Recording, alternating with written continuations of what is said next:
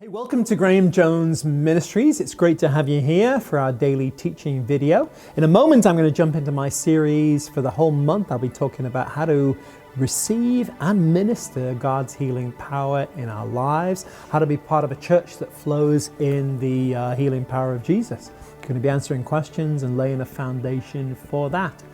Hey, couple of practical things while you're here. Do check out my website, gjm.org. Lots of good things happening there. My online ministry school.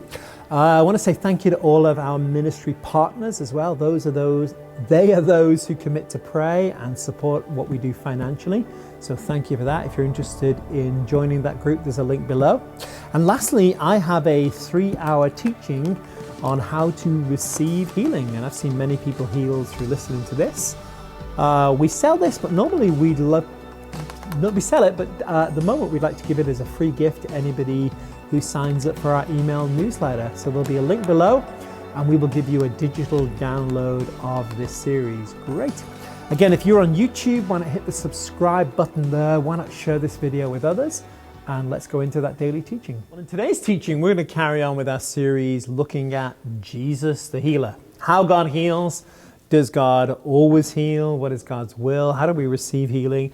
How do we effectively minister healing to other people as well, which is a really important question. So I invite you to grab a Bible, why not get a cup of coffee and journey with me today. This is part 2 in this series, but I began yesterday by saying it's really important that the church comes back to the place where the healing power of God is a normal part of who we are and what we do. People may love us, people may hate us, but they can't deny the power of God. I love it that in Luke 13, Jesus heals a lady who's been bowed over for 18 years. And he heals her on a Sabbath, and the Pharisees get all annoyed. They always, people who have annoyance in their heart, they're always going to find something to get annoyed about. And they blame Jesus because he healed on the Sabbath. And they actually said, there are 6 days in which men ought to labor. Therefore, come and be healed on those days and not on the Sabbath. And I have a sermon I preach sometimes called Come and Be Healed. I call it the gospel by the enemies of Jesus. Here's my point. The enemies of Jesus looked at Jesus and said, come and be healed. Come and be healed. This man can do something that we can't do. Come and be healed.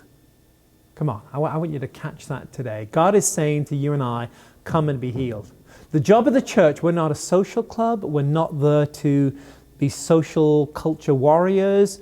We're not actually there to implement social programs. We're there to love people and help them in any way we can.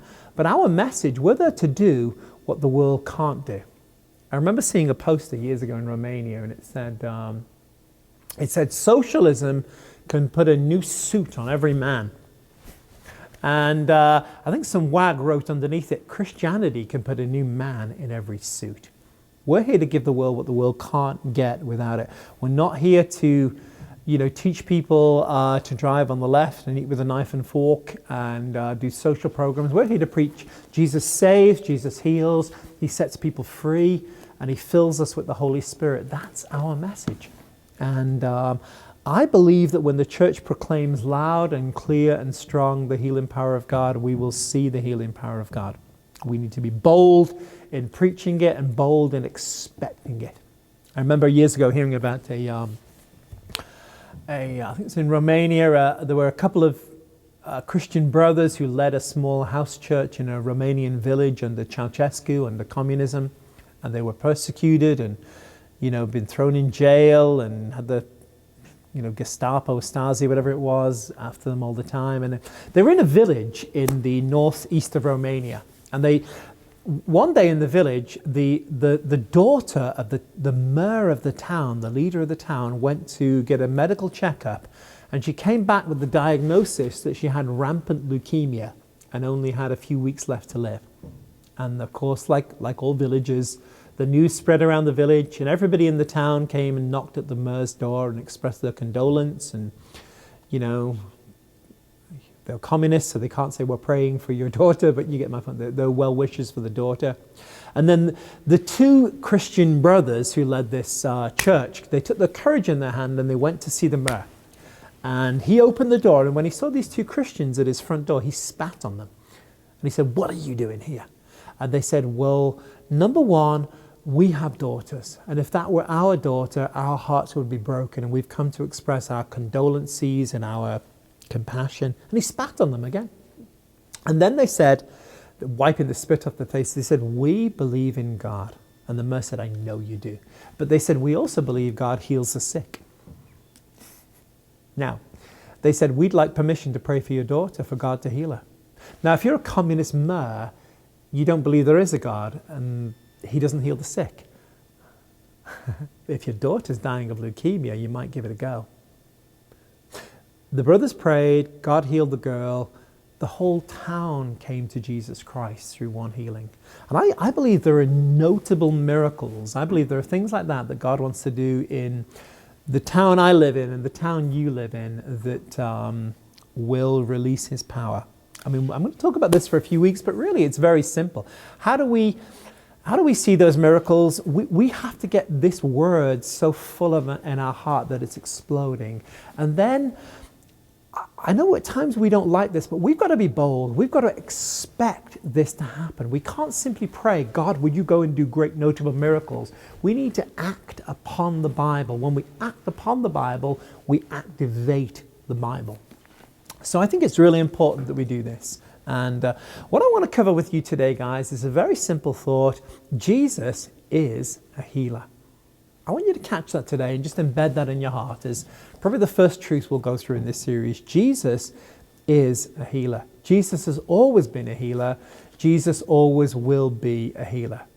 Now, at times, we're going to talk about God's will, but I want you to see that God's will is not it's not like an amendment to the Constitution, or it's not the Constitution. God's will is a person. Jesus is God's will, and God's will is who he is. And a healer is it's an integral part. It's not an occupation. It's not something we do. You know, I have a motorcycle. I'm not really a biker, I guess. You know, I've got the jacket and I pull my motorcycle out in the summer and ride it, but it's not like who I am. There's who I am and there's what I do. And God is a healer. The Lord, you know, when God spoke to Moses, Moses said, who are you? And the Lord answered Moses and said, you go and tell Pharaoh, tell the people, I am has sent you. I am that I am. You know, is it Pascal who said, I think, therefore I am? God said, I am that I am. And in a way, it's like this circular logic. I am that I am the pre-existing one. I've always been, I always will be, I am. But when you take the I am and you meet a need, suddenly the I am relates to the need. And God gave Moses 7 covenant names of who he was and who he would be to Israel. And the very first one of them is in Exodus 15:26 that says, I am the Lord your healer. Literally, he's saying, I am God and I am your healer now. I am Israel's healer. And God has always been a healer. He always was. He always will be. And Jesus came, again, we'll explore this later when we talk about God's will, but Jesus came to show us the Father. And healing was who he was and what he did. And all the way through the Gospels. You know, in Matthew, it begins in Matthew 4, where Jesus went about town to town, preaching and healing, teaching and healing. It says in Mark 4, as he taught, the power of the Lord was present to heal the sick. 2 things flow in tandem. And, you know, all the way through, Jesus is healing people. I love the passage in the garden where they come to capture Jesus. Yeah, they're coming to take him. They're coming to kill Jesus. And his own men want to run away. And he's in the garden and a platoon of soldiers show up to capture and kill Jesus. And yet Jesus is so in control of that situation. They come to Jesus and they say, do you remember, he said to Moses, I am that I am. They come to Jesus and they say, are you Jesus of Nazareth? And what does Jesus say? I am. And they all fall, the whole platoon falls to the ground under the power of God. And then they come. You know, Jesus is really trying to let them do their job. You know, capture me, handcuff me. And, you know, one of them comes to capture Jesus and Peter takes his sword and lops off the guy's ear. And I love it. Jesus takes the ear off the ground and says, permit even this. Like, would you let me do one last miracle? I know you're going to take me and put me in jail and Pilate and, you know, scourge me and take the cross. But could I do boop? And he pops the ear back on and heals the ear. That's who God is. So come on, if you're sick today, I really want you to catch this. I'm going to talk about God's will and answer those questions, but God's your healer. He is a healer. He is your healer. And when we will actually develop a relationship rather than a doctrine, where you say, Jesus, you are my healer. Even if I never got healed, you will always be my healer. I thank you for medical science. I thank you for vaccines. I'm not against those things, but you are the Lord. You are my Lord, and you're the Lord who heals me, and it's who you are. And I believe if we look through the eyes of Jesus at others, you know, people used to wear these little bracelets, bangles. What would Jesus do? You know, we talk about getting too much change at a gas station. What would Jesus do? You're put in front of some temptation. What would Jesus do? But that's the same question. You see somebody dying. What would Jesus do? You see a child that's handicapped. What would Jesus do? It's really important that we look through the eyes and the lens of Jesus, because Jesus wants to live through us. And I want you to catch that. Jesus is a healer, and we are in Jesus. And our nature is the nature of Jesus. And Jesus never, again, I'll defend this if you will, but he never saw a person he didn't want to heal. He never said no to anybody. Nobody ever came to Jesus for healing and went away sick, went away disappointed, went away rejected in that sense. You know, and Jesus was only ministering to the covenant people of God, the seed of Abraham, if you will, at the time. But even the Gentiles who came and gathered the crumbs at the floor would receive healing as well. And God is a healer. He loves his children. He loves to heal them. I'll end with this today, but I remember once being in Minneapolis, many years ago. Minneapolis, Minnesota. And my wife and I were staying with a couple there, and I'm forgetting the details. This is 20 years back or more, but I think we were visiting somebody. I remember sitting in a garden with a couple who'd had a child, and there was something wrong, I believe, with the child's foot. And again, if I'm getting the details wrong, forgive me, but that's not my point here. And I know that the couple started telling us how they'd gone to this hospital and that hospital and borrowed money, and this wasn't covered by health insurance and that wasn't, and all of the things they'd been through to bring health and wholeness to their child. And yet, I sat there watching this thing, and in the midst of this, I suddenly realized whether they paid $1,000, $100,000, whether they were in debt for the rest of their life, it was irrelevant to them. I don't mean money was irrelevant to them. I'm simply making the point. They love their child. They would do anything to see that child healed and restored. And I remember the Lord saying to me, that's how I feel about every one of my children. God is a healer. He is the Lord, our healer. So in tomorrow's lesson, we're going to continue and talk about how we implement this in our life.